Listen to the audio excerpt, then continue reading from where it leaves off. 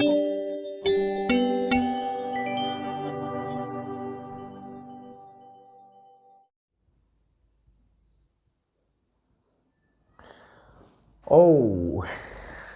Hello मेरे प्यारे बच्चों, कैसे हैं आप लोग। आप हैं क्लास लेंस में अपने बीएम सर के साथ, और ये हमारी क्लास 9th की सीरीज चल रही है। आज मेरे ख्याल से इस लेसन का ये लास्ट वीडियो है, और आज हम लोग ये लेसन कंप्लीट कर लेंगे। इसके बाद फिर लेसन नंबर 2 में हम लोग जाएंगे, नेक्स्ट लेसन में, और वो है स्ट्रक्चर ऑफ द एटम। लेकिन उसके पहले आज ये वीडियो हम लोगों को कंप्लीट कर लेना है। बाकी तो सब ठीक ठाक है। खुश हैं आप लोग? खुश रहिए, मज़े में रहिए, है ना। शुरू करते हैं हम लोग आज अपना एक टॉपिक मेरे दिमाग में है यार, कि मैंने आपको एटॉमिसिटी बताया है कि नहीं, थोड़ा मुझे दिमाग पे आ नहीं रहा है। लेकिन फिर भी अगर नहीं बताया तो मैं आपको बता दे रहा हूँ एटॉमिसिटी क्या होती है। पेन पेपर लेके आप तैयार हो जाइए, ठीक है ना। नोट करते रहिए, नोट्स बनाते रहिए, मन से पढ़ते रहिए, कुछ कर दिखाइए, ताकि आप पे एक फिल्म बने कि एक स्टूडेंट ने इतनी मेहनत की, इतने प्रॉब्लम्स झेले, इतनी सारी उसके सामने सिचुएशंस आई, पर फिर भी वो सफल रहा।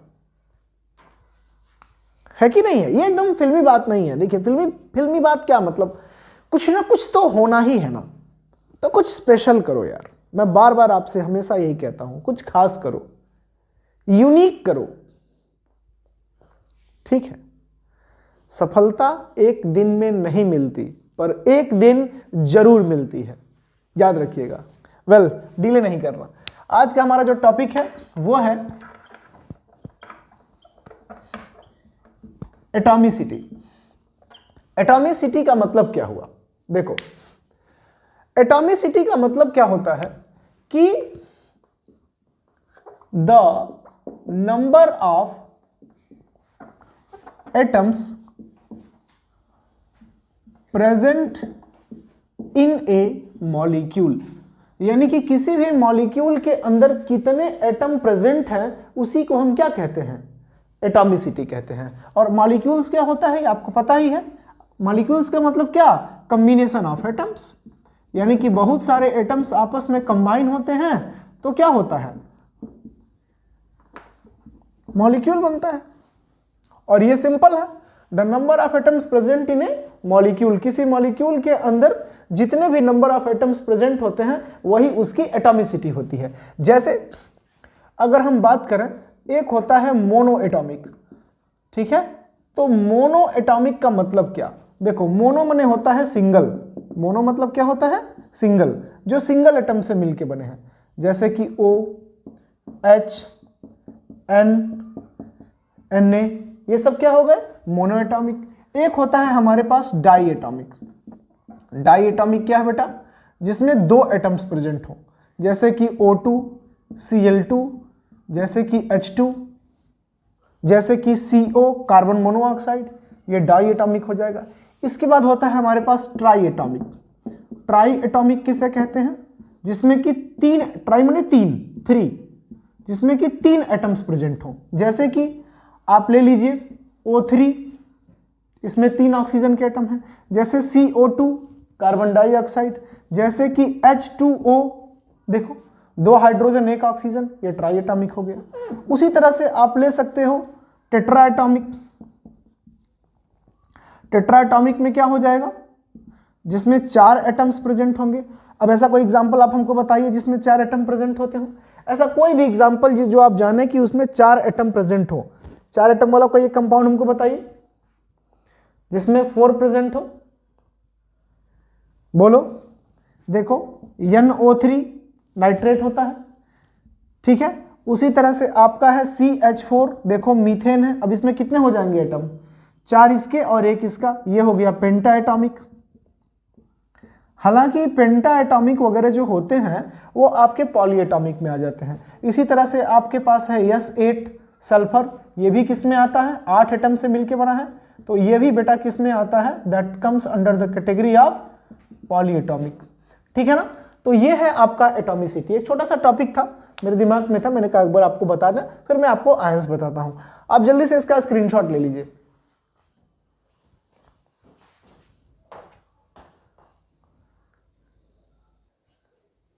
ओके, अब हम लोग जो है थोड़ा सा देखेंगे आयन के बारे में कि आयन किसे कहते हैं।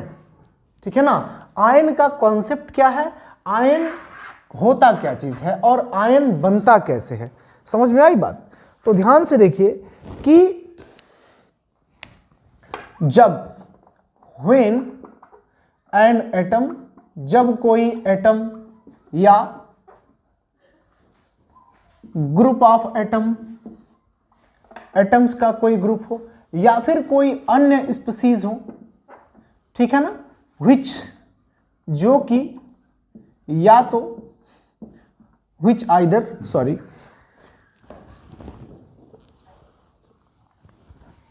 ग्रुप ऑफ एटम्स हो या कोई स्पीसीज हो। स्पीसीज मतलब क्या, स्पीसीज मतलब कोई मॉलिक्यूल्स हो, ठीक है ना, विच, जो कि आइदर या तो यह लॉस करे, विच आइदर लॉस और गेन इलेक्ट्रॉन्स, जो या तो इलेक्ट्रॉन का लॉस करे या फिर वह इलेक्ट्रॉन का गेन करे, तो इट बिकम्स चार्ज, तो इट बिकम्स चार्ज्ड। अब वो क्या कहला जाता है, वह चार्ज स्पीसीज बन जाता है। और यह जो चार्ज स्पीसीज ये बनता है, यह चार्ज स्पीसीज बेटा क्या कहलाता है, आयन कहलाता है। इट बिकम्स चार्ज्ड, या यूं कहिए कि यह जो होता है वह एक प्रकार का चार्ज स्पीसीज बन जाता है, और इस चार्ज स्पीसीज को हम क्या कहते हैं, आयन कहते हैं।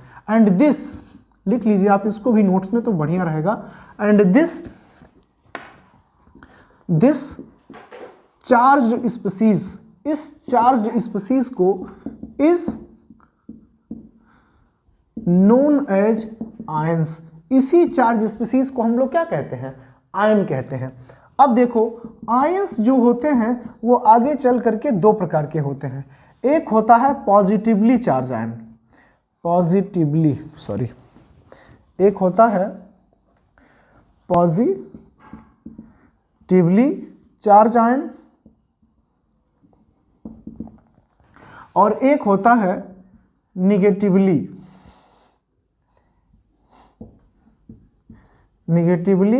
चार्ज्ड आयंस होता है, ठीक है ना। अब देखो पॉजिटिवली चार्ज आयन कब बनता है और निगेटिवली चार्ज आयन कब बनता है। जब कोई स्पीसीज क्या करता है, अपने इलेक्ट्रॉन का लॉस करता है, जब यह लॉस करेगा तो वह पॉजिटिव चार्ज में बदल जाएगा, और जब वह इलेक्ट्रॉन को बेटा क्या करेगा, गेन करेगा, तो वह किस में कन्वर्ट हो जाएगा, निगेटिवली चार्ज आयन में कन्वर्ट हो जाएगा। समझ में आ रही बात। अब ध्यान से देखिए, जैसे इसके नीचे हम लोग एक एग्जांपल लेते हैं। मान लीजिए कि कोई एक एलिमेंट है हमारे पास, ठीक है ना, एक कोई एलिमेंट है ए। अभी हम लोग कोई खास एग्जांपल नहीं ले रहे हैं, अभी लेंगे तो वो भी समझ में आ जाएगा। एक कोई एलिमेंट है ए और ये न्यूट्रल है। न्यूट्रल माने क्या कि ना हमको किसी का इलेक्ट्रॉन देना है न लेना है, न 1 रुपया कर्जा किसी का हमको देना है, न 1 भी रुपया कर्जा हमने किसी से लिया हुआ है, ठीक है ना। और मान लेना है, प्लीज ऐसा मान के हम लोग चल रहे हैं समझने के लिए केवल। और इसके पास 10 इलेक्ट्रॉन थे। कितने थे, 10 इलेक्ट्रॉन थे। अब किसी भी वजह से, जैसे भी, नहीं पता कैसे, ये क्या किया, ठीक है ना, इसने एक इलेक्ट्रॉन अपने में से लॉस कर दिया। क्या कर दिया, लॉस कर दिया। तो अब क्या हो जाएगा, इस ए के पास अब 9 इलेक्ट्रॉन बचेगा। पहले कितना था, 10, अब कितना बचेगा, 9। तो जब इसने 1 दिया है तो इस पर 1 प्लस चार्ज आ जाता है। सिमिलरली अगर मान लीजिए यही स्पीसीज 1 इलेक्ट्रॉन जो है किसी से ले ले, यानी कि +1 इलेक्ट्रॉन, और यहां -1 इलेक्ट्रॉन होगा, सॉरी, और ऐसा क्या मतलब क्या हुआ, इसने 1 इलेक्ट्रॉन किसी से गेन किया। अब इस ए के पास कुल कितने होंगे, पहले 10 थे, अब कितने हो जाएंगे, 11, ठीक है ना। अब कितने हो गए, 11। तो क्योंकि इसने 1 लिया है इसलिए इस पर कितना हो जाएगा, 1 माइनस चार्ज हो जाएगा। अब ध्यान से देखिए, यह जो ए है यह न्यूट्रल स्पीसीज है। न्यूट्रल मतलब क्या, न्यूट्रल मतलब वो जिस पर न तो प्लस चार्ज हो और न ही बेटा माइनस चार्ज हो। मतलब हमारे पास हम एकदम फ्री हैं, ना हमने किसी से 1 भी रुपया कर्जा लिया है और न ही किसी को 1 भी रुपया कर्जा दिया हुआ है, ठीक है ना, हम न्यूट्रल हैं। लेकिन अगर यह अपने में से 1 इलेक्ट्रॉन लॉस करता है तो इस पर 1 प्लस चार्ज, एक का धनी, भले ही 1 कम हो गया, पहले 10 था अब 9 हो गया, लेकिन यह कहेगा कि हम धनी हैं क्योंकि हमने किसी को क्या किया है, दिया है। और एक इलेक्ट्रॉन अगर किसी ने अगर इसने किसी का ले लिया तब ये क्या हो जाएगा, इसके पास 11 इलेक्ट्रॉन हो जाएंगे और ये पर कितना हो जाएगा, 1 का माइनस चार्ज हो जाएगा। बेटा बात समझ में आ रही है? अब जल्दी से आप इसका स्क्रीनशॉट ले लीजिए, फिर मैं आगे आपको कुछ और बताता हूं। अब देखो यहां पे हम लोगों ने आयंस के बारे में कॉन्सेप्ट तो उसका पढ़ लिया। अब देखो यार आयंस जो होते हैं, आयन दो प्रकार के हमारे पास होते हैं। आयंस कर दीजिए इसमें, आयंस, हाँ आयंस कर दीजिए। आयंस, जो आयंस हमारे पास होते हैं वो दो प्रकार के होते हैं, ठीक है ना। एक हो गया हमारे पास कैटायंस और दूसरा होगा हमारे पास एनायंस। अब एनायंस किसे कहते हैं और कैटायंस किसे कहते हैं, ध्यान से देखो। अभी अभी हमने बताया था कि जैसे कि कोई एक स्पीसीज है हमारे पास और उसने जैसे ए था तो ए ने क्या किया था, अभी अभी ए बनाए थे हम यहाँ पे ए, जिसके पास क्या था 10 इलेक्ट्रॉन था। ये क्या किया, इसने अपना एक इलेक्ट्रॉन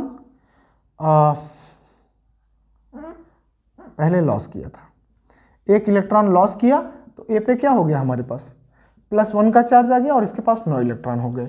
ए ने क्या किया, किसी से एक इलेक्ट्रॉन ले लिया, अब इसके पास कितने हो गए 11 इलेक्ट्रॉन हो गए, इस पे 1 का माइनस चार्ज आ गया। थोड़ा ध्यान से देखिए कैटायन कब बनता है, कैटायन तब बनता है कि जब व्हेन एन एटम, जब भी कोई एटम लॉस करता है, when an atom losses it's electrons, जब भी अपना इलेक्ट्रॉन क्या करता है वो लॉस करता है, तो then it form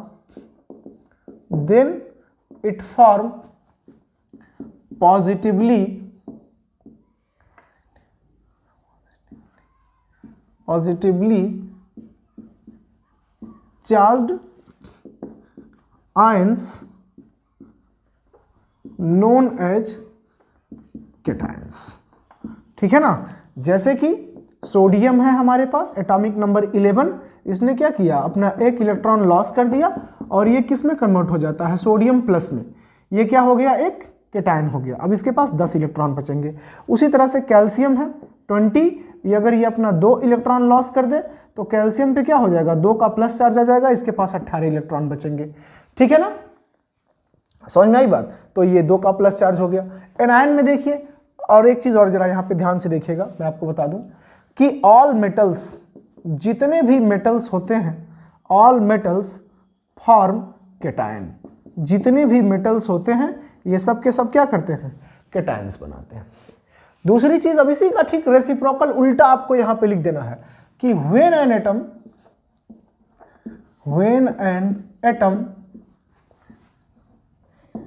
gain electrons then it forms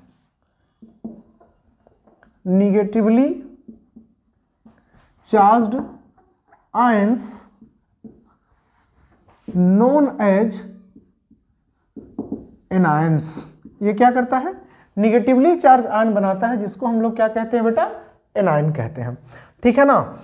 अब थोड़ा सा ध्यान से देखिए, जैसे कि क्लोरीन है, क्लोरीन ने क्या किया, क्लोरीन जिसका एटॉमिक नंबर 17 होता है, अगर एक इलेक्ट्रॉन इसने किसी से ले लिया तो क्लोरीन जो है Cl- क्लोराइड में कन्वर्ट हो जाता है, 18 हो गए इसके पास एक इलेक्ट्रॉन।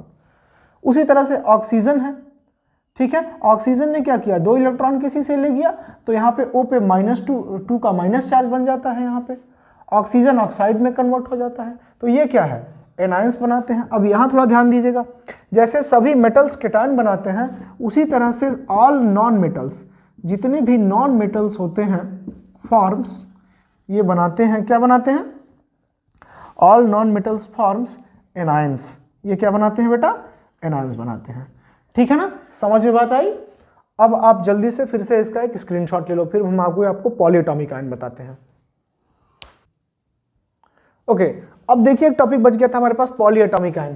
पॉलीएटॉमिक आयन किसे कहते हैं, देखो पॉली का मतलब ही होता है मोर देन वन। पहले तो आप यहां पे ये समझ लो पॉली का मतलब क्या होता है मोर देन वन, क्योंकि अंग्रेजी भाषा में भैया 2 ही चीज होती है, एक होती है सिंगुलर नंबर और एक होता है प्लूरल नंबर, ठीक है ना, जैसे कोई चीज एक हो तो सिंगुलर नंबर, एक से ज्यादा हो गया तो प्लूरल नंबर।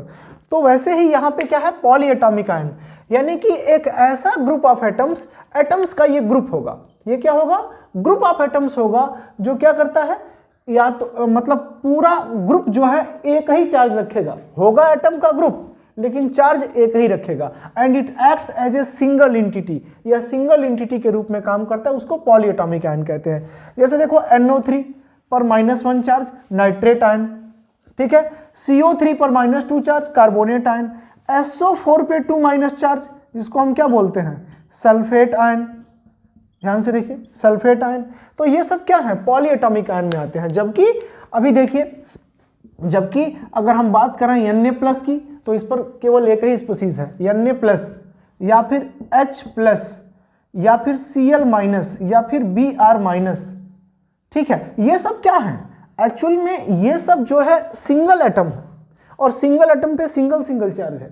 लेकिन अगर हम वही कहें OH-, तो यह 2 एटम से मिलकर बना हुआ है। समझ में आई बात, 2 एटम से मिलकर बना है, लेकिन चार्ज इस पर क्या है, अकेला ही है। ये देखो SO4, एक सल्फर और जो है 4 ऑक्सीजन, लेकिन ये क्या है, इस पे जो है 2 चार्ज है। बात समझ में आई। तो ये ऐसे स्पीसीज, ठीक है ना, सॉरी, ऐसे ग्रुप ऑफ एटम्स जो चार्ज कैरी करते हैं, लेकिन वो सिंगल चार्ज कैरी करेंगे, carrying a charge, A group of atoms carrying a charge, जो कि एक चार्ज कैरी करते हैं, एंड ये मतलब ब्रैकेट में ही लिखना, कैरिंग चार्ज, जो चार्ज कैरी करते हैं, and it acts as a single entity, वो सिंगल इंटिटी के रूप में, सिंगल इंटिटी मतलब अकेला जो है काम करेंगे। ऐसा नहीं है कि नाइट्रोजन अलग काम करेगा और O3 अलग काम करेगा, नहीं।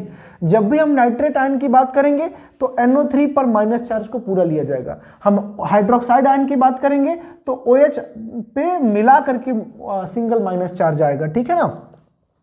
कार्बोनेट की बात करेंगे तो CO3 को मिला के, तो बात क्या है, एक कार्बन 3 ऑक्सीजन, लेकिन हम इसको क्या करेंगे, मिला के पूरा पढ़ेंगे और बोलेंगे CO3 पे 2 चार्ज। बात की जा रही है पूरे CO3 की और चार्ज है 1, बात की जा रही है SO4 की, लेकिन चार्ज एक ही है। अब ऐसा नहीं कि सल्फर पे भी चार्ज है, ऑक्सीजन पे भी चार्ज है, अलग अलग चार्ज तो है नहीं, एक ही चार्ज है। तो ऐसे आयंस को हम क्या बोलेंगे, पॉलीएटॉमिक आयन बोलेंगे, ठीक है। आप इसको जल्दी से स्क्रीनशॉट लो, फिर हम लोग वैलेंसी पढ़ते हैं।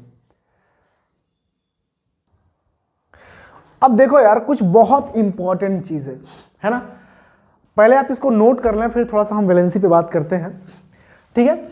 यहां देखो कुछ फार्मूलाज वैलेंसी और हैं कुछ कॉमन एलिमेंट्स के। पहले हम बात करेंगे कैटायन की सीरीज में, ये बहुत इंपॉर्टेंट है, इसको तो आप जरूर जरूर जरूर लिखें, है ना। फिर आपके लिए बहुत सारे ऐसे जो नाम है, केमिकल नाम या वैलेंसी के रिस्पेक्ट में है, ये नाम लिख करके आप बहुत अच्छे से तैयार कर लें। जैसे देखिए, सबसे पहली कैटेगरी जो हमारे पास है मोनोवैलेंट, है ना। मोनो का मतलब क्या होता है, सिंगल, मोनो माने सिंगल, यानी कि ऐसे स्पीसीज जिनमें सिंगल कैटायन हो, मतलब कैटायन मतलब क्या, सिंगल पॉजिटिव चार्ज प्रेजेंट हो बेटा। जैसे सबसे पहले हम बात कर रहे हैं हाइड्रोजन का, हाइड्रोजन जिसका सिंबल H होता है। अब क्योंकि यह मोनोवैलेंट की कैटेगरी में आता है, इसलिए इस पे क्या होता है, +1 चार्ज होता है, ठीक है, +1 charge. Sodium Na+, +1 charge, potassium K+, +1 charge, silver Ag+, +1 charge, ammonium NH4 पर +1 चार्ज जो है प्लस चार्ज, इसका भी वैलेंसी कितना होता है, +1। ध्यान दीजिएगा, इधर आपने वैलेंसी लिखी हुई है, इसको नोट कर लीजिएगा। तो ये सिंबल हो गया, ये नेम ऑफ एलिमेंट हो गया, ये मैंने जानबूझ के नहीं लिखा था, इतना तो आपको पता ही है, ठीक है। क्यूप्रस, जब कॉपर पे +1 चार्ज होता है तो ये क्यूप्रस कहलाता है। ध्यान से समझिए आप इस बात को, कॉपर पे +1 चार्ज होगा तो ये क्या कहलाएगा, क्यूप्रस। और वहीं पे अगर ये +2 चार्ज रखेगा तो ये क्या कहलाएगा, क्यूप्री कहलाएगा। Cu पे 2 चार्ज, वैलेंसी +2, ठीक है, क्यूप्रस या कॉपर फर्स्ट भी आप कह सकते हैं, ठीक है ना, ये एक तरीका है लिखने का। प्लम्बस, जिसको लेड फर्स्ट भी पढ़ा जाता है, ये 1 है, इसको पढ़ा जाएगा lead first, Pb +1 charge. Mercurous, mercury first. अच्छा एक ध्यान दीजिए, जितने भी ऐसे वेरिएबल वैलेंसी वाले स्पीसीज हैं, मतलब जिनकी वैलेंसी 1 से ज्यादा होती है, उसमें जब +1 चार्ज है तो सब में अस जोड़ा जा रहा है। ध्यान दो, ध्यान से देखिए, है ना, अस जोड़ा जा रहा है। जबकि अगर कुछ और भी अभी हमको मिलेगा तो फिर मतलब यहाँ पे एक कॉमन है, प्लम्बस है तो Pb पे +1 चार्ज, मर्क्यूरस है तो मरकरी फर्स्ट या Hg पे +1 चार्ज। अब देखिए डाईवेलेंट में आ जाइए, ऐसे केटायन जिस पर 2 प्लस चार्ज होता है, तो barium Ba2+, calcium Ca2+, cadmium Cd2+, cupric copper second इसको पढ़ेंगे Cu पे 2+, +2 वैलेंसी, ये सारी चीज़ें वैलेंसी हैं, ये सब वैलेंसी है, +2, ठीक है ना। उसके बाद है आपका magnesium Mg2+, nickel Na2+, manganese Mn2+, mercuric Hg2+, जिसको हम लोग मरकरी सेकेंड भी कहते हैं। इसके बाद आप आ जाइए ट्राईवेलेंट में। ट्राईवेलेंट में क्या है, एल्युमिनियम Al पे +3 चार्ज, वैलेंसी +3, क्रोमियम पे Cr पे 3+, वैलेंसी +3, फेरिक है ना, फेरिक में क्या है Fe3+ या आयरन थर्ड पढ़ेंगे आप, इसे ध्यान दीजिएगा, क्या पढ़ेंगे, आयरन थर्ड, इस पे क्या है Fe पे 3+ चार्ज, ऑरिक यानी कि गोल्ड थर्ड, Au पे 3+ चार्ज, वैलेंसी +3। इसका बेटा आप जल्दी से स्क्रीनशॉट ले लो, फिर जो है हम एनायंस करवा देते हैं, फिर वैलेंसी पढ़ा रहे हैं आपको। ओके, अब देखिए कैटायंस के बाद हम लोग बात करेंगे एनायंस में। देखिए इसका बहुत इंपॉर्टेंस है, अभी हम लोग जब केमिकल फार्मूला लिखेंगे तो जब आप इसे नोट किए रहेंगे तो वहां से हम आपसे पूछेंगे कि इस चीज का केमिकल फार्मूला लिखना है तो हम कैसे लिखेंगे। अगर आपको ये आता है सारा चीज, ठीक है ना, तो केमिकल फार्मूले में एकदम आप माहिर बन जाएंगे, एकदम राजा बन जाएंगे उसके, और आपको मजा आ जाएगा, ठीक है ना। तो बिना डिले किए हुए थोड़ा सा हम लोग एनायंस देख लेते हैं। देखिए एनायंस यानी कि निगेटिव चार्ज वाले स्पीसीज, सबसे पहले हम इसमें बात करेंगे मोनोवैलेंट की, फिर वही बात सिंगल स्पीसीज वाले। लेकिन इस बार क्या होगा, पिछली बार हम लोगों ने केवल पॉजिटिव चार्ज के बारे में पढ़ा था बेटा, और इस बार हम लोग निगेटिव चार्ज के बारे में पढ़ेंगे। जैसे पहला हमारे पास क्या दिया हुआ है, एसीटेट CH3COO पे माइनस चार्ज और वैलेंसी कितनी है -1। बाइकार्बोनेट HCO3, एक और बात अपने कॉपी में आप नोट कर लेंगे, बाइकार्बोनेट को हाइड्रोजन कार्बोनेट भी कहा जाता है। बाइकार्बोनेट को, ये जो बाइकार्बोनेट यहां पे दिया गया है, इस बाइकार्बोनेट को हाइड्रोजन कार्बोनेट भी कहा जाता है। HCO3 पे -1 चार्ज, ठीक है ना, और वैलेंसी कितनी होगी -1। ऐसे ही है आपका बाइसल्फेट यानी HSO4 पर -1 चार्ज, इसको भी हम लोग क्या कहेंगे, बेसिकली इसको भी हम लोग कहेंगे बेटा हाइड्रोजन सल्फेट, और वैलेंसी कितनी हुई -1। अब देखो ब्रोमाइड, क्लोराइड, फ्लोराइड, आयोडाइड, ये तो हैलोजन ग्रुप है, ठीक है ना। एक शब्द में इनको क्या कहा जाता है, X पे माइनस, हैलाइड कहा जाता है। आपको पता ही होगा, नहीं पता है तो आप जानिए इसको, ठीक है ना। उसके बाद ये ग्रुप नंबर 17 के एलिमेंट हैं और सारे के सारे हैलोजन कहलाते हैं। फ्लोरो, क्लोरो, ब्रोमो, आयोडो, सब पे -1 चार्ज होता है। इसके बाद हमारे पास हाइड्रोक्साइड OH पे -1 चार्ज, वैलेंसी -1। नाइट्राइट NO2 पर -1 चार्ज, वैलेंसी -1। इसके बाद हमारे पास है नाइट्रेट NO3 पे -1 चार्ज, वैलेंसी -1। अच्छा मैं आपको एक बात बताऊं कि नाइट्राइट, नाइट्रेट और नाइट्राइड, इसमें बड़ा कंफ्यूजन होता है लोगों को, तो मैं चाहता हूं कि आप यही इसका फार्मूला एक जगह लिख के कंफर्म कर लो कि नाइट्राइट NO2 पे -1 चार्ज, नाइट्रेट NO3 पे -1 चार्ज, और नाइट्राइट N पर कितना है 3- चार्ज। उसके बाद है आपके पास पर मैंगनेट MnO4 पे -1 चार्ज, वैलेंसी -1। अब आ जाओ बेटा आप डाईवैलेंट में, यानी कि इसमें 2 वैलेंसी होगी लेकिन निगेटिव वैलेंसी होगी, एनायन होगा। जैसे कार्बोनेट, बहुत फेमस कार्बोनेट CO3 पे 2- चार्ज, वैलेंसी -2। क्रोमेट CrO4 पे 2-, वैलेंसी -2। ऑक्साइड O पे 2-, वैलेंसी -2। सल्फेट SO4 पे 2-, वैलेंसी -2। सल्फाइड, अच्छा ये भी बड़ा वो कंफ्यूजिंग है, सल्फेट, सल्फाइड और सल्फाइड, ठीक है ना, ये भी आपको ध्यान रखना होगा। तो सल्फेट SO4 पे 2- चार्ज, सल्फाइड S पे 2- चार्ज, और सल्फाइड SO3 पे 2- चार्ज। प्लीज आप इसको भी फोकस करोगे अच्छे से, इसीलिए मैंने इसको एक पास लिखा भी है, वेरिएशन नहीं किया, ठीक है। तो ये कितना हो गया, ये भी एक पास लिखे थे लेकिन चूंकि यहाँ पे नीचे दिख नहीं रहा था इसलिए इसको मजबूरन वहां पे ऊपर लिखना पड़ा, ठीक है। तो ये आपका हो गया सल्फाइड।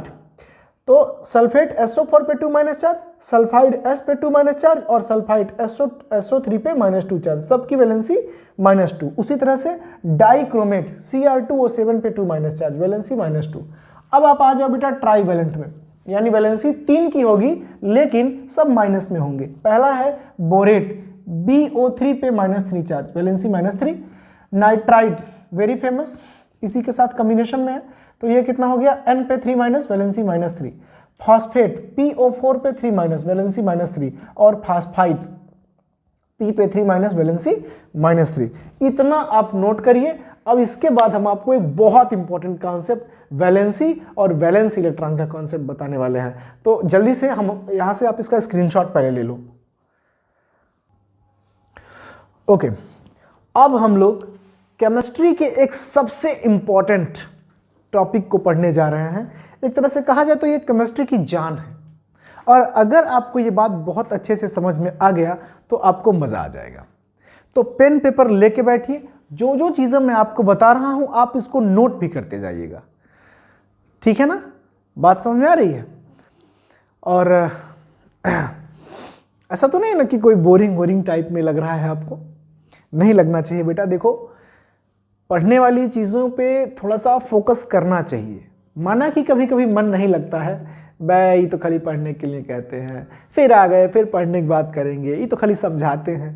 बेटा अपने लिए नहीं समझाते हैं, आप ही के लिए समझाते हैं, ठीक है ना?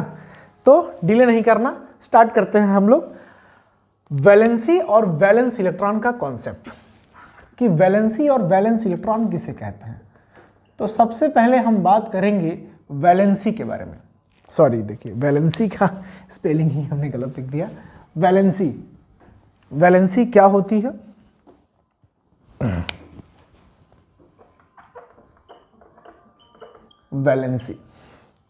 वैलेंसी की दो डिफिनीशंस हैं।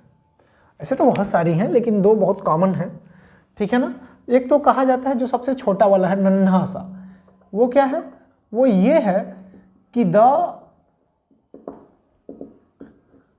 Combining capacity of an element, किसी एलिमेंट की जो कंबाइनिंग कैपेसिटी होती है उसी को हम लोग वैलेंसी कहते हैं। और अभी देखिएगा ये समझ में कैसे आपको आएगा, ठीक है ना? किसी भी एलिमेंट की जो कंबाइनिंग कैपेसिटी है कि वो कितने से कंबाइन होगा, ठीक है ना, कैसे कंबाइन होगा, तो जो उसकी कंबाइनिंग कैपेसिटी के बारे में बताता है, असल में उसी को हम क्या कहते हैं? वैलेंसी कहते हैं। एक डिफिनीशन तो ये हो गई, और एक दूसरी डिफिनीशन भी हमारे पास है, और वो ये है कि द नंबर ऑफ इलेक्ट्रॉन्स, इलेक्ट्रॉनों की वो संख्या which either loss, gain or shared by an element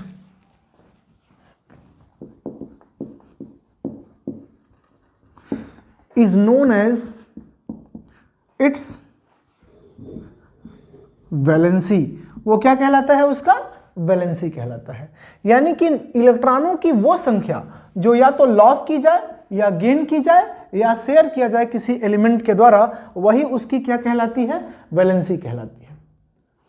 समझ में आई बात? अब प्रश्न ये उठता है कि कोई भी एटम या कोई भी एलिमेंट का जो एटम है वह इलेक्ट्रॉनों को लॉस, गेन या शेयर क्यों करेगा? हर घर में भारत में एक कॉन्सेप्ट है कि सरकारी नौकरी होनी चाहिए जहां से आपको कोई निकाल ना पाए, है ना? सरकारी नौकरी मिल जाएगी, कुर्सी पर फेंक के बैठे रहिए, आराम से सोते रहिए ठीक है ना? कोई पूछने वाला नहीं है, सैलरी बढ़िया बढ़िया आ रही है, मोटी मोटी, मजे से रहिए। खैर अन्यथा नहीं लेंगे आप इसे, ठीक है ना? मतलब गवर्नमेंट जॉब में क्या है? सिक्योर है भाई, बढ़िया पैसा मिलता है, कोई पेचिश नहीं करता है कि नहीं है? थोड़ा सुकून है जिंदगी में, उम्र बढ़ जाती है 10 साल, सच में बढ़ जाती है, यकीन करिए। और समाज में प्रतिष्ठा मिल जाती है, पता चलता है कि लड़का जो है सरकारी हवलदार हो गया है, होमगार्ड हो गया है, पुलिस हो गया है, सरकारी मास्टर हो गया है, तब तो पूछिए नहीं, 15-20 लाख रुपया दहेज मिलेगा, उसके बाद से 4 पहिया गाड़ी मिलेगी और भी बहुत कुछ। आप भी बन जाएंगे तो आपको भी मिलेगा, ठीक है ना? तो हर आदमी चाहता है कि वो मजबूत स्थिति में आ जाए, एक अच्छी सी नौकरी मिल जाए, लाइफ कटती रहे। भाई साहब एलिमेंट भी वही चाहते हैं, ठीक है। अब आप कहेंगे एलिमेंट को कौन सी नौकरी मिलती है? मिलती है। दुनिया में जितने भी एलिमेंट हैं वो सभी के सभी एलिमेंट चाहते हैं कि या तो उनका ऑक्टेट पूरा हो जाए, अब इसको बहुत ध्यान से समझिएगा, या फिर उनका डुप्लेट पूरा हो जाए। अब ये क्या चीज़ है? अब ये क्या आफत आ गई? ऑक्टेट और डुप्लेट। देखिए कुछ आफत नहीं है, बहुत ही अच्छी सी चीज़ है, ठीक है ना। ऑक्टेट और डुप्लेट बहुत ही अच्छी सी चीज़ है। अभी मैं आपको बता रहा हूँ कि ऑक्टेट और डुप्लेट क्या है लगातार। पहले एक बार बैलेंसी की डिफिनीशन, फिर ऑक्टेट और डुप्लेट आपको समझा रहे हैं। देखो बैलेंसी क्या है? कंबाइनिंग, इसको आप नोट करते चलिएगा, ठीक है ना।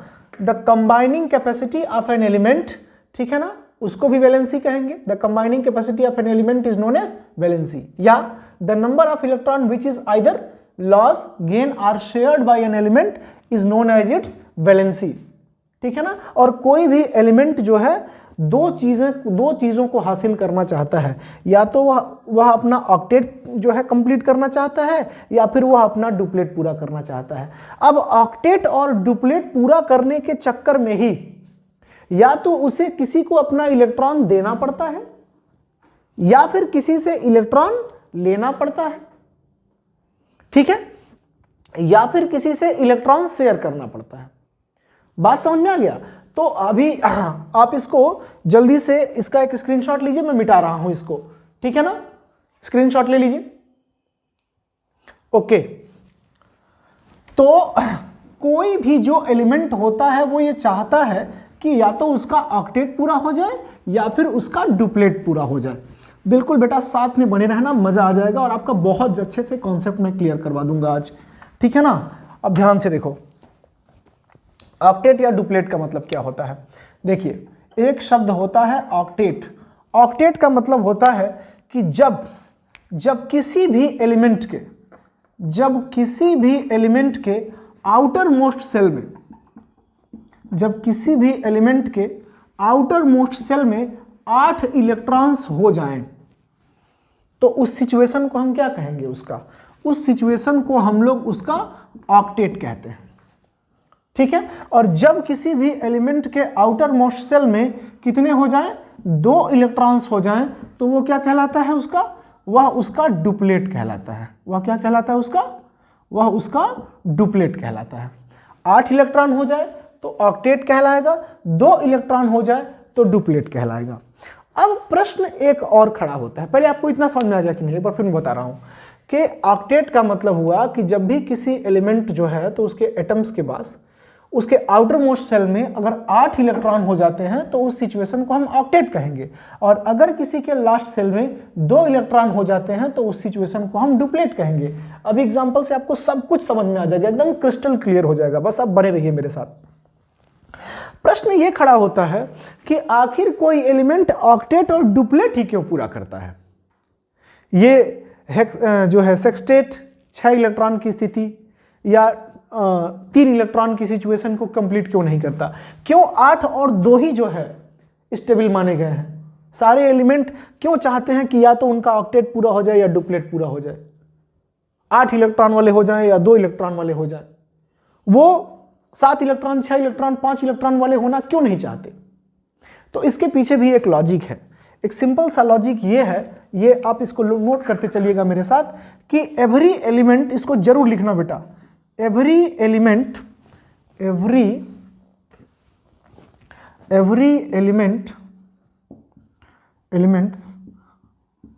wants to get the nearest noble gas configuration। हर एक एलिमेंट जो होता है वह अपने नज़दीक के नोबल गैस के जैसा बनना चाहता है। अब नज़दीक के नोबल गैस के कॉन्फ़िगरेशन का क्या मतलब है, ये भी आप समझिए। हर बार कुछ न कुछ नई नई बातें आ रही हैं, ठीक है। तो नज़दीक के नोबल गैस कॉन्फ़िगरेशन का मतलब ये हुआ कि आपने पीरियाडिक टेबल देखा होगा, ऐसे होता है ना हमारा पीरियाडिक टेबल। तो आपके पीरियाडिक टेबल में लास्ट में, सबसे लास्ट में कुछ एलिमेंट्स होंगे। इन एलिमेंट्स को हम लोग 0 ग्रुप का एलिमेंट कहते हैं, है ना। 18वां ग्रुप होता है ये, अब इसमें जितने भी एलिमेंट्स हमारे पास हैं, हीलियम, नियान, अर्गान, क्रिप्टान, जेनान, रेडान, देखिए ऐसे दिया होगा। अपने अपने घर पे हीरो हीरोइन की फोटो हटा करके और एक पीरियाडिक टेबल लगाइए, आपका कल्याण हो जाएगा। ठीक है ना, उनको लगाने से कुछ नहीं मिलेगा। हीलियम, नियान, अर्गान, क्रिप्टान, जेनान और रेडान, ये सब एलिमेंट दिए हैं ना, ये सब नोबल गैस कहलाते हैं। ये सब क्या कहलाते हैं? Noble gas. नोबल गैस या जीरो ग्रुप के एलिमेंट, ये भी आप इसको लिख ही लीजिएगा कहीं कि इनको हम क्या कहते हैं? इनको हम कहते हैं बेटा नोबल गैस कहते हैं, आदर्श गैस। नोबल माने क्यों? क्योंकि इनका ये किसी से रिएक्शन नहीं करते। नोबल इनको इसीलिए कहा जाता है क्योंकि ये जो है किसी से रिएक्शन करते ही नहीं। अच्छा, क्यों नहीं करते? क्योंकि इनके पास या तो डुप्लेट पूरा होता है या फिर ऑक्टेट पूरा होता है। जैसे हीलियम के लास्ट में 2 इलेक्ट्रॉन होता है और नियान से लेकर के बाकी रेडान तक सबके लास्ट सेल में कितने होते हैं? 8 इलेक्ट्रॉन होते हैं। समझ में आई बात? हीलियम के पास केवल 2 इलेक्ट्रॉन होते हैं और बाकी इन सभी में कितने होते हैं? बाकी इन सब में कितने होते हैं? 8 इलेक्ट्रॉन होते हैं। ये 18वां ग्रुप है, इसको भी आप ध्यान में रखेंगे। तो जितने भी एलिमेंट हमारे पास दिए गए हैं वो सब के सब चाहते हैं कि हम इन्हीं के जैसा बन जाएं। जब हम इनके जैसा बन जाएंगे तो हमको भी अब किसी से कोई रिएक्शन करने की जरूरत नहीं पड़ेगी, हमको भी सरकारी नौकरी मिल गई, हमको भी अब कुछ अलग से काम करने की जरूरत नहीं है। चकाचक लाइफ सेट, मजा आ गया। ठीक है ना? अब ध्यान से देखो, तो every element wants to get the nearest noble gas configuration, यानी कि वो चाहते हैं कि जैसे नोबल गैसेस में या तो उनके लास्ट में 2 इलेक्ट्रॉन होते हैं, हीलियम के केस में केवल हीलियम ही एक ऐसा एलिमेंट है जिसके लास्ट में 2 इलेक्ट्रॉन होता है, बाकी सबके लास्ट में क्या होता है? 8 इलेक्ट्रॉन प्रेजेंट होते हैं। बात समझ में आ गया? तो बाकी एलिमेंट भी चाहते हैं कि अब जो हीलियम के पास होंगे वो हीलियम जैसा बनना चाहते हैं। अभी मैं आपको ये भी एक लाइन में लिखवाऊंगा, आप उसको जरूर नोट करिएगा। ठीक है ना? और बाकी जितने हैं नियान से लेकर के रेडान तक, वो चाहते हैं कि उनके लास्ट में 8 इलेक्ट्रॉन आ जाए। तो जिनके लास्ट में 2 इलेक्ट्रॉन आएगा वो डुप्लेट कंप्लीट करेंगे, जिसके लास्ट में 8 इलेक्ट्रॉन आएगा वो ऑक्टेट कंप्लीट करेंगे। समझ में कुछ आया कि नहीं? ठीक है, आप इतना जो है स्क्रीनशॉट लेके नोट करिए, फिर मैं आगे आपको कुछ और बता रहा हूं क्योंकि बहुत इंपॉर्टेंट चीज है ये। ओके, ध्यान दीजिएगा। अब एक और कॉन्सेप्ट समझिएगा ऑक्टेट और डुप्लेट की, अभी मैं बता रहा हूं आपको, और ये मेरे साथ आप नोट जरूर करिएगा इसको, क्योंकि ये बहुत मजा आएगा। ठीक है ना? और अगर ये कॉन्सेप्ट आपको समझ में आ गया तो बहुत हेल्प करेगा ये। Okay, without delay let us start करते हैं हम लोग। जैसे मान लो कि अगर हमारे पास एलिमेंट्स ऐसे लिखे गए हैं, कैसे लिखे गए हैं?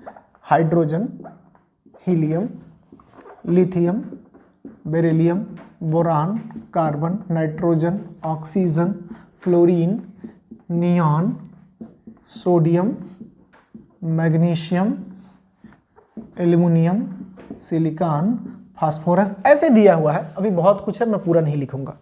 अब ध्यान दो, इसमें 2 ऐसे एलिमेंट हैं, एक है हमारे पास हीलियम और एक है हमारे पास यहां पे नियॉन।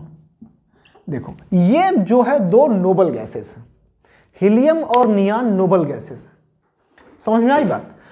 अब हाइड्रोजन किसके नजदीक है? हीलियम के नजदीक है। तो हाइड्रोजन चाहेगा कि मैं हीलियम के जैसा बन जाऊं, क्योंकि हीलियम के पास 2 इलेक्ट्रॉन होता है। हीलियम क्या कंप्लीट करता है? डुप्लेट, है ना? डुप्लेट कंप्लीट करेगा। तो ये हाइड्रोजन भी डुप्लेट कंप्लीट करना चाहता है। इसके नजदीक कौन है? लिथियम है। लिथियम भी चाहता है मैं भी डुप्लेट कंप्लीट कर लूं। बेरिलियम भी डुप्लेट कंप्लीट करना चाहता है। बोरॉन भी डुप्लेट कंप्लीट करना चाहता है। अब फंसा यहां पे कार्बन। कार्बन बेचारा यहां से 1 2 3 4, देखो ध्यान से, 1 2 3 4, चौथे नंबर पे ही है, और यहां से आगे बढ़िए 1 2 3 4। तो 4 पीछे जाएगा तब हीलियम जैसा बनेगा, और 4 आगे जाएगा तब नियॉन जैसा बनेगा। लेकिन कार्बन होशियार प्राणी है, वो कहता है भैया जीवन आगे बढ़ने के लिए बना है, मैं पीछे नहीं जाऊंगा जिंदगी में। ठीक है ना? तो ये क्या करता है? ये आगे जाता है। और कार्बन किसके जैसा बनता है? नियॉन के जैसा। नाइट्रोजन किसके जैसा बनता है? नियॉन के जैसा। ऑक्सीजन किसके जैसा बनता है? नियॉन के जैसा। फ्लोरीन कैसा बनता है, नियॉन के जैसा। सोडियम कैसा बनेगा, नियॉन के जैसा। मैग्नीशियम कैसा बनेगा, नियॉन के जैसा। एल्युमिनियम कैसा बनेगा, नियॉन के जैसा। लेकिन सिलिकॉन के साथ दिक्कत है, फिर ये आगे यहां से बढ़ जाता है ये, ठीक है ना। अब देखिए कैसे, पहले कैसे का जवाब मैं आपको दे दूं। ये तो कंफर्म होगा कि ये इसके जैसा बनना चाहते हैं। अब कैसे बनता है, देखो असल में हाइड्रोजन जो होता है, हाइड्रोजन का एटॉमिक नंबर 1 होता है, ठीक है। तो हाइड्रोजन क्या करता है, किसी दूसरे हाइड्रोजन के साथ मिल जाता है ना। H और H1 मिलकर के क्या कर लेता है, ये H2 बना लेता है, ठीक है। यानी एक ऐसे ये न्यूक्लियस हो गया हाइड्रोजन का, हाइड्रोजन के पास एक इलेक्ट्रॉन, और फिर एक दूसरा हाइड्रोजन, इसके पास भी एक इलेक्ट्रॉन, और ये दोनों इलेक्ट्रॉन आपस में मिल करके और क्या करते हैं, लाइक दिस, ऐसे ये बॉन्ड बना लेते हैं, और दोनों के पास 2-2 इलेक्ट्रॉन, इसके पास भी 2 इलेक्ट्रॉन, इसके पास भी 2 इलेक्ट्रॉन। अब बताओ ये हीलियम के जैसा बन गया कि नहीं, बन गया। लिथियम जिसका एटॉमिक नंबर है 3, अब इसका इलेक्ट्रॉनिक कन्फिग्रेशन क्या होगा, कन्फिग्रेशन हो जाएगा 2 और 1। अच्छा, कन्फिग्रेशन क्या होता है, इलेक्ट्रॉनों को बांटना कन्फिग्रेशन है। जैसे आपके घर 10 मेहमान आ गए, तो आपने कहा कि तुम उस कमरे में सोओगे, तुम उस कमरे में सोओगे, तुम उस कमरे में सोओगे, तुम उस कमरे में सोओगे, तो आपने उनका कन्फिग्रेशन किया। समझ में आई बात।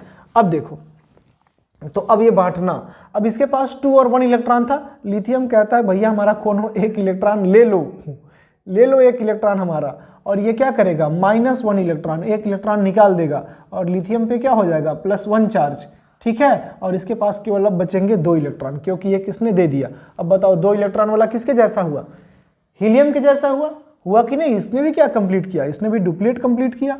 उसके बाद से देखिए बेरिलियम, ये हो गया 4, तो 4 मतलब क्या, 2 और 2-2 के क्रम में इलेक्ट्रॉन बढ़ते हैं। कैसे बढ़ते हैं ये अगले लेसन में आपको बहुत अच्छे से समझ में आ जाएगा। अगर ये 2 इलेक्ट्रॉन अपना लॉस करे तो क्या हो जाएगा हमारे पास, तब ये हो जाएगा बेरिलियम पे, अब केवल हो जाएगा 2 प्लस चार्ज बन जाएगा। ये भी क्या हो गया, डुप्लेट पूरा किया। यही कहानी किसकी है, बोरॉन की है। बोरॉन क्या करेगा, 5 है ना, 2 और 3 कन्फिग्रेशन है। ये अगर अपने में से 3 इलेक्ट्रॉन निकाल दे, -3 इलेक्ट्रॉन कर दे, तो अब कितना हो जाएगा, बोरॉन पे बच जाएगा 2 इलेक्ट्रॉन, इस पे चार्ज बन जाएगा +3 का, ठीक है ना। ऐसी सिचुएशन में क्या होगा, ये ऐसी सिचुएशन में ये अपना 3 इलेक्ट्रॉन लॉस करेगा। अब ये भी किसके जैसा बन गया, इसके जैसा। कार्बन 4 इलेक्ट्रॉन शेयर कर लेता है। अब नाइट्रोजन की कहानी थोड़ा देख लीजिए।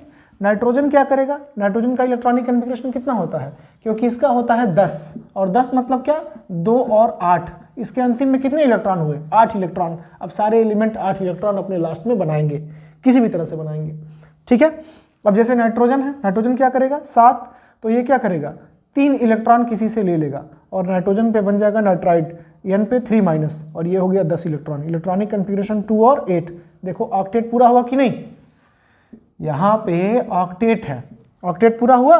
उसके बाद देख लीजिए आप, ऑक्सीजन है, ऑक्सीजन पे कितना होता है, 8। ये क्या करेगा, 2 इलेक्ट्रॉन किसी से लेगा, -2 इलेक्ट्रॉन, 2 इलेक्ट्रॉन लेगा तो कितना हो जाएगा ऑक्सीजन पे, सॉरी यहाँ नहीं रहेगा -2, ये 2 इलेक्ट्रॉन प्लस लेगा 2 इलेक्ट्रॉन किसी से, तो ये हो गया 2-। अब इसके पास भी कितना हो गया, 10 इलेक्ट्रॉन, इसका भी कन्फिग्रेशन 2 और 8, ये भी हो गया नियॉन की तरह से, खुश, ऑक्टेट पूरा हो गया। उसी तरह से हमारे पास क्या है, फ्लोरीन है। फ्लोरीन में देखिए, फ्लोरीन 1 इलेक्ट्रॉन किसी से ले लेगा, +1 इलेक्ट्रॉन, और अब ये क्या हो जाएगा, F पर -1 चार्ज, तो ये 9 होता है, अब ये 10 हो गया। अब ये कितना हो गया हमारे पास, 2 और 8, इसका भी ऑक्टेट पूरा हो गया, हैप्पी। सोडियम की कहानी देख लीजिए। सोडियम का एटॉमिक नंबर होता है 11, इलेक्ट्रॉनिक कन्फिग्रेशन 2, 8 और 1। तो ये क्या कहेगा, ये कहेगा भाई साहब मेरा 1 इलेक्ट्रॉन कोई ले लो, -1 इलेक्ट्रॉन, -1 इलेक्ट्रॉन ये निकालेगा। अब इसके पास कितना बचेगा, केवल N पे 10 इलेक्ट्रॉन, 10 बचेगा, तो इलेक्ट्रॉनिक कन्फिग्रेशन कितना हुआ, 2 और 8। इसीलिए इस पर क्या हो जाएगा, +1 चार्ज आ जाएगा। मैग्नीशियम है तो 12 है, तो 12 है तो क्या हुआ, 12 है तो ये हुआ 2, 8, 2। अब क्या करेगा ये, -2 इलेक्ट्रॉन, 2 इलेक्ट्रॉन निकालेगा, और Mg पे कितना आ जाएगा, +2 आ जाएगा। 10 इलेक्ट्रॉन, इलेक्ट्रॉनिक कन्फिग्रेशन 2 और 8, ऐसे ही सबका बनेगा। समझ में कुछ बात आई, ध्यान से देखिए। तो जितने भी एलिमेंट हैं वो अपने नजदीक के नोबल गैस के जैसा बनना चाहते हैं। ऐसा बनने के लिए या तो वह इलेक्ट्रॉनों को लॉस करते हैं, या फिर वह इलेक्ट्रॉनों को गेन करते हैं। देखिए गेन कर रहे हैं, या तो वह गेन करेंगे या फिर वह लॉस करेंगे, और लॉस करेंगे तो अपने नजदीक के जैसा। कैसा, अपने नजदीक के नोबल गैस के जैसे बन जाएंगे। जब बन जाएंगे तब क्या होगा, तब जाकर के उनका ऑक्टेट या फिर उनका डुप्लेट कंप्लीट हो जाएगा और वो मजबूत स्थिति में आ जाएंगे। अब ये हम जानते हैं कि जितने भी मेटल्स होते हैं उन मेटल्स के अंदर इलेक्ट्रॉन को लॉस करने की टेंडेंसी होती है, जबकि जो नॉन मेटल्स होते हैं उनके अंदर इलेक्ट्रॉन को गेन करने की टेंडेंसी होती है। समझ में बात आई? तो अब मेटल क्या करेंगे, मेटल लॉस कर करके वो क्या करेंगे, नियरेस्ट नोबल गैस के जैसा बनेंगे, यानी कि अपना क्या करेंगे, ऑक्टेट या डुप्लेट पूरा करेंगे। जबकि नॉन मेटल इलेक्ट्रॉन को गेन करके क्या करेंगे, अपना ऑक्टेट या डुप्लेट पूरा करेंगे। समझ में आई बात? पूरे पीरियोडिक टेबल में डुप्लेट की सिचुएशन केवल हीलियम पूरा करता है, ये भी आप जान लीजिएगा, ठीक है ना। तो ऐसी सिचुएशन में, ठीक है, यहां पे जितने भी मेटल्स हैं वो इलेक्ट्रॉन लॉस करेंगे, जो नॉन मेटल्स हैं वो इलेक्ट्रॉन को गेन करेंगे और अपना डुप्लेट और ऑक्टेट कंप्लीट करेंगे। आई होप आपको समझ में आया होगा, ठीक है ना। फिर अभी हम आपको इसके वैलेंसी और अभी आगे बहुत कुछ है इसमें बता रहे हैं, अभी वैलेंसी के बारे में। इतना समझ में आया कि नहीं? ठीक है, इसका स्क्रीनशॉट लो, फिर मैं मिटा रहा हूं जल्दी से।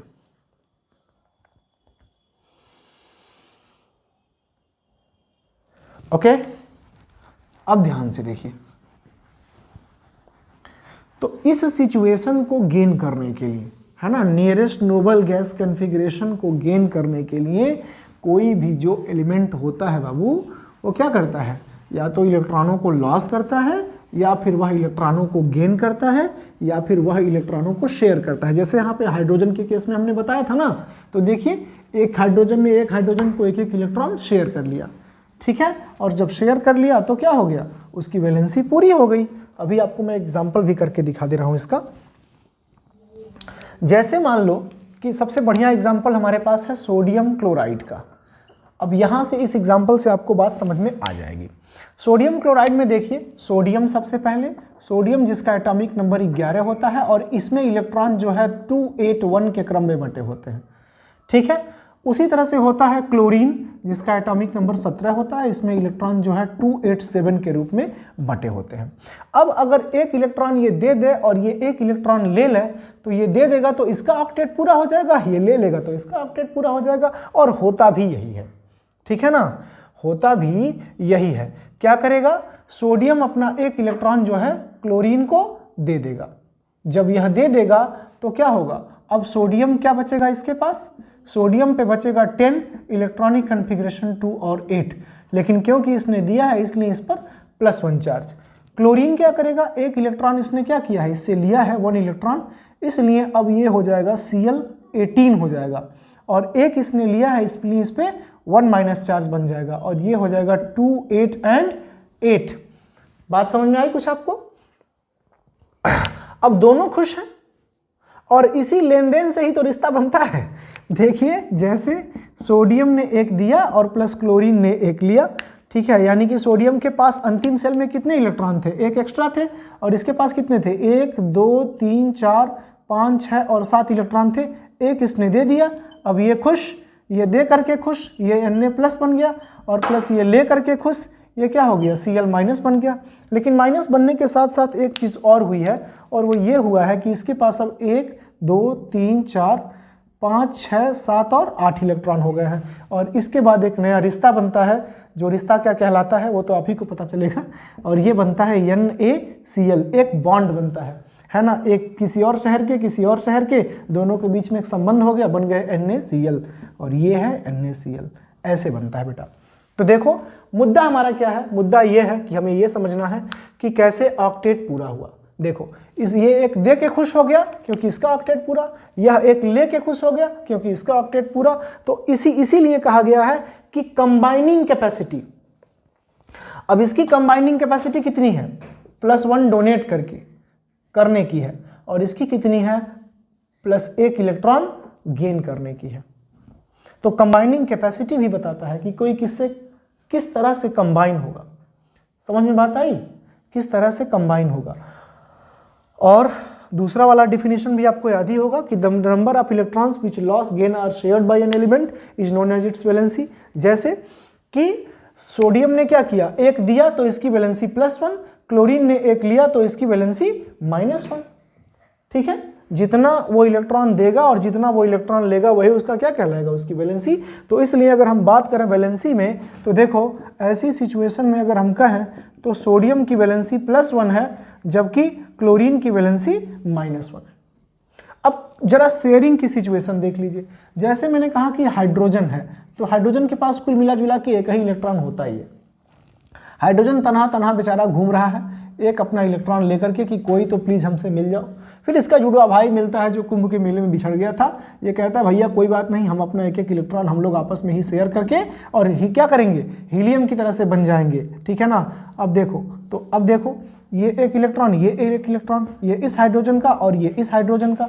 बात समझ में आई। और एज ए रिजल्ट क्या होता है, हाइड्रोजन हाइड्रोजन के बीच में एक बॉन्ड बन जाता है और यहाँ पे क्या होता है, ये यहाँ पर बेटा ये H2 बना देता है। याद रखिएगा जब, और यहाँ पे क्या हो रहा है, असल में यहाँ पे इलेक्ट्रॉनों का शेयरिंग हो रहा है। यहाँ पर क्या हो रहा है, इलेक्ट्रॉन का शेयरिंग हो रहा है। यहाँ पे क्या हो रहा है, इलेक्ट्रॉन का लॉस हो रहा है और यहाँ पर इलेक्ट्रॉन का गेन हो रहा है। अब देखो जब इलेक्ट्रॉन कंप्लीट ट्रांसफर करके लॉस गेन करके बॉन्ड बनाते हैं तो ऐसे बॉन्ड को हम लोग कहते हैं आयनिक बॉन्ड। और जब इलेक्ट्रॉन शेयरिंग करके बॉन्ड बनाते हैं तो ऐसे बॉन्ड को हम लोग कहते हैं कोवेलेंट बॉन्ड।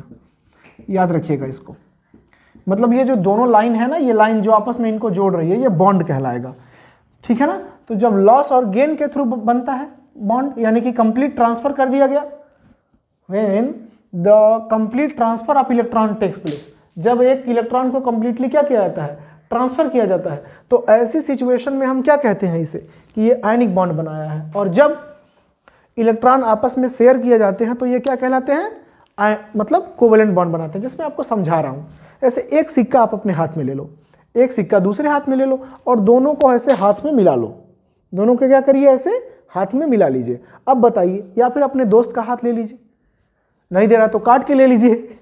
अगर आप अपना का दोस्त अपना हाथ नहीं दे रहा है उधार थोड़ी देर के लिए तो काट के ले लो, कहते भैया वापस कर देंगे। ठीक है, काटना मत। ठीक है, तो उसका हाथ ले लो, अपना हाथ ले लो, एक सिक्का उसके हाथ में डालो, एक सिक्का अपने हाथ में डालो और दोनों हाथ को मिला लो। अब बताओ तुम्हारे हाथ में कितने रुपए, 2 रुपए, उसके हाथ में कितने रुपए, 2 रुपए।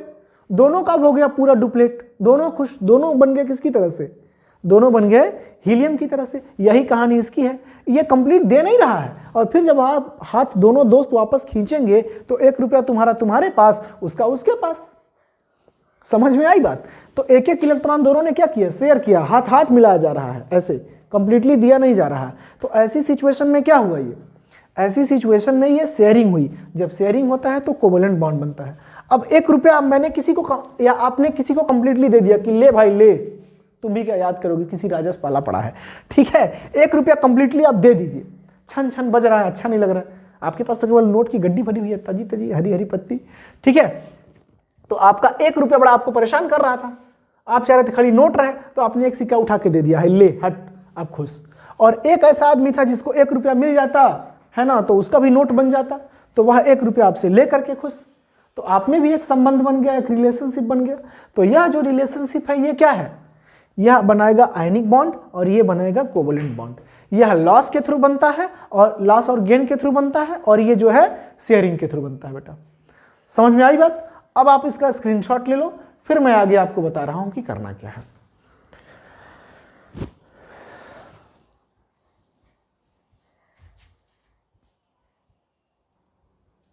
ओके, अब देखिए कॉन्सेप्ट है हमारे पास वैलेंसी और वैलेंस इलेक्ट्रॉन का।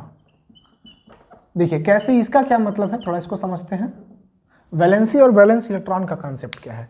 जैसे देखो, मान लीजिए कि हमारे पास सोडियम है, तो सोडियम जिसका एटॉमिक नंबर 11 है, इलेक्ट्रॉनिक कॉन्फ़िगरेशन 281 है। अगर हम इसको बांटें तो देखो ये ऐसे बंटेगा, ये हो जाएगा सोडियम एटम, ये इसका न्यूक्लियस हो गया, ये पहला सेल। अच्छा, इसको के, एल और एम बोलते हैं, ये सब आपको समझ में आ जाएगा अगले नेक्स्ट क्लास की वीडियो में। ये के होता है अंदर वाला शेल, और ये के है, ये एल है, और ये हमारा एम शेल है। इसको पहला सेल, दूसरा सेल और तीसरा सेल बोलते हैं। ये इसका न्यूक्लियस होता है, ये इसका क्या है, न्यूक्लियस होता है। असल में आप यूँ समझिए कि इलेक्ट्रॉन इसी स्ट्रक्चर में रहते हैं, ठीक है ना। इन सबको हम क्या बोलते हैं, ये न्यूक्लियस है अंदर, जिसके अंदर प्रोटॉन और न्यूट्रॉन होते हैं, और ये सब क्या है, ये सब हमारे पास सेल है, ठीक है ना। सेल जिसको हम लोग ऑर्बिट्स भी कहते हैं या एनर्जी लेवल भी कहते हैं, ये सब इसके नाम है, ठीक है। अब ध्यान से देखो, 2 का मतलब क्या हुआ कि सबसे अंदर वाले में 2 इलेक्ट्रॉन होते हैं, बाहर वाले में 8 इलेक्ट्रॉन होते हैं, ठीक है, और सबसे बाहर वाले में 1 इलेक्ट्रॉन होते हैं।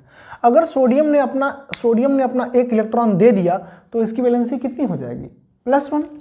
तो इसकी ये 1 इलेक्ट्रॉन लॉस करता ही है, आपको पता ही है, और सोडियम पे हमेशा 10 इलेक्ट्रॉन बनता है और ये वैलेंसी +1 शो करता है। जो अब इसमें अगर हम बात करें कि आउटर मोस्ट सेल कौन है, इसमें आउटर मोस्ट सेल कौन है? आउटर मोस्ट सेल का एक और भी नाम होता है वैलेंस सेल। देखो, जो सबसे बाहर वाला सेल होता है बेटा, उसी को हम लोग आउटर मोस्ट सेल या वैलेंस सेल कहते हैं। तो सबसे बाहर वाला सेल यही है, क्योंकि तीसरा सेल है, तो सबसे बाहर वाले सेल को हम बोलेंगे वैलेंस सेल, ठीक है। अब वैलेंस सेल में जितने भी नंबर ऑफ इलेक्ट्रॉन्स प्रेजेंट होंगे, है ना, number of electrons present in valence cell are known as valence electrons, ठीक है। Number of electrons present in valence shell are known as valence electrons. जैसे कि यहां पे आप ध्यान से देखिए, यहां पे ध्यान से देखिए, सोडियम के केस में इसका वैलेंस सेल यही है, यम वाला, और इसमें कितने इलेक्ट्रॉन हैं? मात्र 1। इसलिए इसमें वैलेंस इलेक्ट्रॉन्स की संख्या कितनी हो जाएगी? 1। और इसकी वैलेंसी भी कितनी होगी? 1 ही होगी और प्लस में होगी। कभी कभी ऐसा होता है कि वैलेंसी और वैलेंस इलेक्ट्रॉन सेम होते हैं, और कभी कभी ऐसा भी होता है कि वैलेंसी कुछ और होती है और वैलेंस इलेक्ट्रॉन की संख्या कुछ और होती है। समझ में आई बात? आप इसको नोट कर लें जल्दी से, फिर मैं यहाँ पे आपको बता दे रहा हूँ एक और केस जहाँ आपको ये बात एकदम से क्रिस्टल क्लियर हो जाएगा, ठीक है। या अगर आप ध्यान दें थोड़ा सा, आप नोट ही कर लीजिए जल्दी से, इसका स्क्रीनशॉट ले लीजिए और नोट करिए, फिर मैं आपको बता रहा हूँ। ओके, हो गया। अब ध्यान से देखो, एक केस हम लोग लेते हैं ऑक्सीजन का, एक केस हम लोग लेते हैं ऑक्सीजन का, और ऑक्सीजन के केस में हम लोग समझने की कोशिश करेंगे इसे। ऑक्सीजन के केस में थोड़ा ध्यान से देखिए, जैसे मान लो कि let the case of oxygen, अगर हम ऑक्सीजन की बात करें, ऑक्सीजन की बात हम करेंगे तो ऑक्सीजन जिसका एटॉमिक नंबर होता है 8, इलेक्ट्रॉनिक कन्फिग्रेशन होता है 2 और 6, इसमें जो इलेक्ट्रॉन होते हैं वो K और L में बटे होते हैं। तो ये हो गया हमारे पास ऑक्सीजन का न्यूक्लियस, ये हो गया K सेल और ये हो गया L सेल। इसमें हो गए हमारे पास कितने इलेक्ट्रॉन? इसमें प्रोटॉन और न्यूट्रॉन होते हैं। ये क्या होता है हमारे पास? ये होता है न्यूक्लियस, और ये होते हैं हमारे पास शेल, जिसको हम ऑर्बिट भी बोलते हैं और जिसको हम लोग एनर्जी लेवल भी बोलते हैं। अब ध्यान से देखिए, इलेक्ट्रॉन कैसे बांटे जाएंगे? इसमें हो जाएंगे 2 इलेक्ट्रॉन और इसमें हो जाएंगे 1, 2, 3, 4, 5 और 6 इलेक्ट्रॉन। अब ध्यान से देखो, यह जो हमारे पास है, ये पहला है, ये दूसरा है, ये K सेल है और ये L सेल है। तो जो हमारे पास L सेल है, असल में यही सेल क्या है हमारे पास? सबसे लास्ट में दिया हुआ है। देखो ये L सेल क्या है? सबसे लास्ट में है। तो जो लास्ट में होगा वही क्या होगा? वही होगा वैलेंस सेल। और वैलेंस सेल में क्या होते हैं? जितने भी नंबर ऑफ इलेक्ट्रॉन्स होते हैं वो ठीक है ना, उसी को हम क्या बोलेंगे? वैलेंस इलेक्ट्रॉन्स बोलते हैं। तो इसमें क्या है? आउटर मोस्ट में number of valence electron, number of electrons की संख्या कितनी है? 6। तो इसलिए वैलेंस इलेक्ट्रॉन कितने होंगे? वैलेंस इलेक्ट्रॉन्स होंगे बेटा 6। लेकिन इसकी वैलेंसी कितनी होती है? थोड़ा ध्यान से देखिए, असल में ऑक्सीजन का एटॉमिक नंबर है 8। अब इसको बेचारे को कहीं से 2 इलेक्ट्रॉन मिल जाए, 2 इलेक्ट्रॉन इसको कहीं से मिल जाए, तो इसके पास कितना हो जाएगा? सॉरी 8 नहीं होगा, ये कितना हो जाएगा हमारे पास? ये हो जाएगा 10। 2 माइनस चार्ज भले ही लगेगा, लेकिन इसका इलेक्ट्रॉनिक कन्फिग्रेशन 2 और 8 हो जाएगा, जो कि कितना है? 2 और 6। तो जब यह 8 हो जाएगा तो ये किसके जैसा हो जाएगा? नियॉन के जैसा, जिसका इलेक्ट्रॉनिक कन्फिग्रेशन 2 और 8। तो इसका क्या पूरा हो जाएगा? ऑक्टेट, ठीक है ना।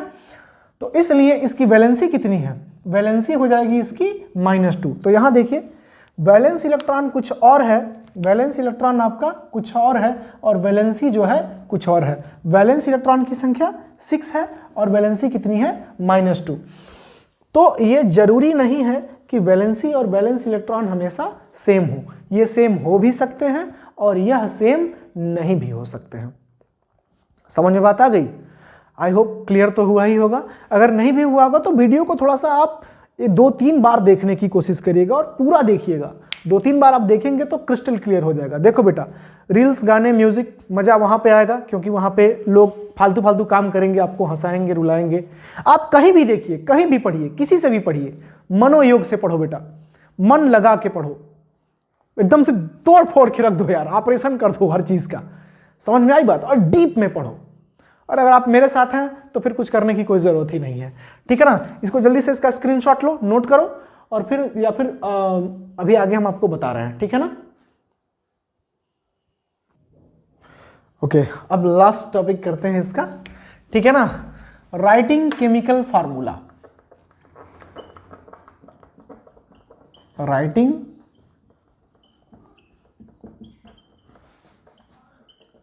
Chemical formula. केमिकल फार्मूला हम कैसे लिखेंगे? अब हमने जो भी अभी आपको कैटायन एनायन लिखवाया था ना, अब देखिए वो कैसे काम आता है। वेल, उसके पहले कुछ स्टेप्स हैं जो हमें फॉलो करने चाहिए, ठीक है ना। और वो स्टेप्स क्या क्या हैं? बहुत ही इजी स्टेप्स हैं। पहला चीज तो ये है कि राइट सिंबल्स ऑफ एलिमेंट्स, जो भी एलिमेंट्स दिए गए हैं उनका सिंबल्स लिखिए। उसमें दूसरी चीज क्या है? राइट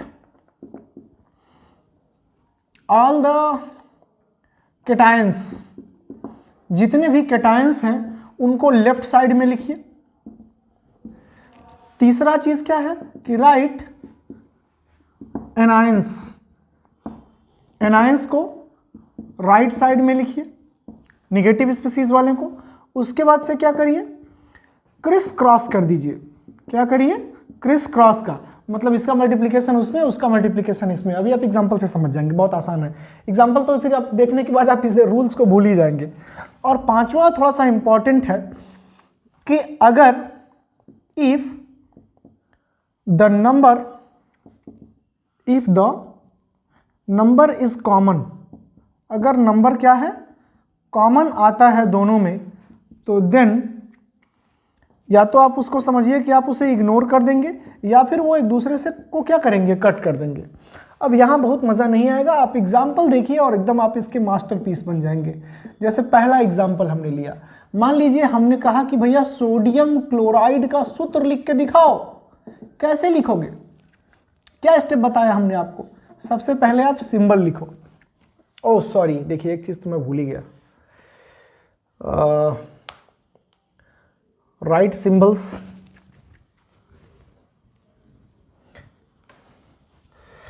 एक छोटी सी मिस्टेक हो गई है। पहला है कि राइट सिंबल्स लिखिए, उसके बाद से कैटायन को इधर, एनायन को इधर, उसके बाद दूसरा और ये तीसरा। और क्रिस क्रॉस से पहले चौथी एक बहुत इंपॉर्टेंट बात है इसमें, क्योंकि मैं ठीक कर देता हूँ नहीं तो मज़ा नहीं आएगा। उसके बाद क्या करिए? जो सबसे अरे जान है भाई, राइट वैलेंसी लिखिए, valency of both species, of the both species, सबकी वैलेंसीज को उसके नीचे लिख दीजिए। और पांचवा क्या करिए? क्रिस क्रॉस कर दीजिए। और छठवां वाला मैं अभी आपको समझा दूंगा। तो सिंबल लिखिए सबसे पहले। सोडियम क्या है? पॉजिटिव स्पीसीज का है, ये Na है, इधर लिख दीजिए। क्लोरीन नेगेटिव वाला होता है, इसको इस तरफ लिख दीजिए। उसके बाद आप इसकी वैलेंसी लिख दो। वैलेंसी जब आप लिखेंगे तो सोडियम की वैलेंसी +1 और क्लोरीन की वैलेंसी -1। अब क्या करना है? अब बस करना है क्रिस क्रॉस, यानी सोडियम का मल्टीप्लाई इसमें कर दीजिए और क्लोरीन का मल्टीप्लाई इसमें कर दीजिए। जब आप मल्टीप्लाई करेंगे तो एज ए रिजल्ट क्या बनेगा? Na और Cl। अब Na कितना है? -1 और ये कितना है? +1। तो आपको मैं बता दूं कि जब आप संख्या लिखेंगे यहाँ पे 1 और 1, तो यहाँ पे प्लस माइनस नहीं लिखा जाता। ध्यान से समझ लीजिए, प्लस माइनस नहीं लिखा जाएगा। तो जब नहीं लिखा जाएगा तो Na भी 1 होगा, Cl भी 1 होगा। और एज ए रिजल्ट अभी मैं आपको छठवां रूल वही बता रहा था कि जब दोनों सेम होंगे तो ये दोनों एक दूसरे को कैंसिल कर देंगे और क्या होगा, NaCl फार्मूला हो जाएगा। ऐसे ही आप दूसरा देखिए, दूसरा एग्जाम्पल हम लोग ले लेते हैं। जैसे मान लीजिए कि हमने कहा कि सल्फ्यूरिक एसिड का आप फार्मूला लिखो। अब सल्फ्यूरिक एसिड में क्या होता है, सबसे पहले क्या लिखना है हमको, सिंबल लिखना है, फिर क्या लिखना है भाई साहब, वैलेंसी लिखना है। तो सिंबल कितना हुआ, इसमें होता है हाइड्रोजन और एक होता है सल्फेट। हाइड्रोजन की वैलेंसी +1, सल्फेट की वैलेंसी -2। अब क्या करना है, वही करना है जो ये कह रहा है, हाइड्रोजन को इससे और इसको इससे मल्टीप्लाई कर दीजिए। तो अब ये कितना हो गया, H कितना होगा 2, लेकिन माइनस चार्ज यहाँ पे नहीं लिखा जाएगा। तो ये हो गया H2 और SO4 कितना है, 1 है, तो H2SO4 हो गया ना आसान। अब देख लो इसके बाद और भी कोई आप ले सकते हैं, जैसे आप ले लो, हमने कहा तीसरा आप ले लो एग्जाम्पल, यहाँ पे हमने कहा आप लिख लीजिए सोडियम कार्बोनेट के बारे में। सोडियम कार्बोनेट का क्या है, फिर वही बात, सिंबल तो ये आपका हो गया सोडियम, कार्बोनेट का हो गया CO3। याद करिए, पेज पलटिए, मैंने सब लिखवाया है आपको। तो सोडियम का हो गया +1, इसका हो गया -2, क्रॉस मल्टीप्लाई कर दीजिए तो ये हो गया Na2CO3 हो गया फार्मूला सोडियम कार्बोनेट का। ठीक, उसी तरह से आप कुछ और भी ले लो, जैसे मान लीजिए कि हमने कहा एल्यूमिनियम सल्फेट लिखिए, एल्यूमिनियम सल्फेट को लिखिए। एल्यूमिनियम सल्फेट को आप कैसे लिखेंगे, तो Al और SO4, एल्यूमिनियम का कितना होता है +3, SO4 का होता है -2, क्रॉस मल्टीप्लाई कर दीजिए तो ये हो गया बेटा Al2, प्लस माइनस लिखा नहीं जाता, और SO4। अब क्योंकि केवल SO4 ही 3 है इसलिए हम लिख देंगे Al2SO4 का होल थ्राइस। ठीक हो गया कि नहीं आसान। तो ऐसे ही बहुत सारे नाम हैं, कहाँ तक जो है गिना जाएगा। ठीक है, अगर आप कहेंगे तो 2-4 और मैं आपके लिए करवा दे रहा हूँ, आप इसको जल्दी से नोट कर लीजिए, फिर मैं और कुछ एग्जाम्पल करवा दे रहा हूँ। स्क्रीनशॉट ले लो बेटा जल्दी से। ओके वेल, डिले नहीं करना क्योंकि वीडियो ऑलरेडी बहुत लेंदी हो गई है, एक्सप्लेनेशन में ज़्यादा टाइम लगा, लेकिन अगर आपको ये बात सारी समझ में आ जाएगी तो फिर मज़ा आ जाएगा, फिर तो आप एकदम इसके माहिर बन जाओगे। ठीक है ना। एक और सेट ऑफ एग्जाम्पल मैं करवा दे रहा हूँ।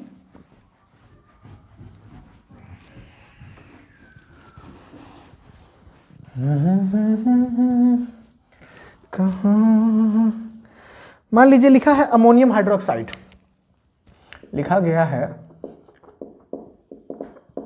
कि अमोनियम हाइड्रोक्साइड, अमोनियम में क्या होता है NH4 और हाइड्रोक्साइड का क्या होता है OH।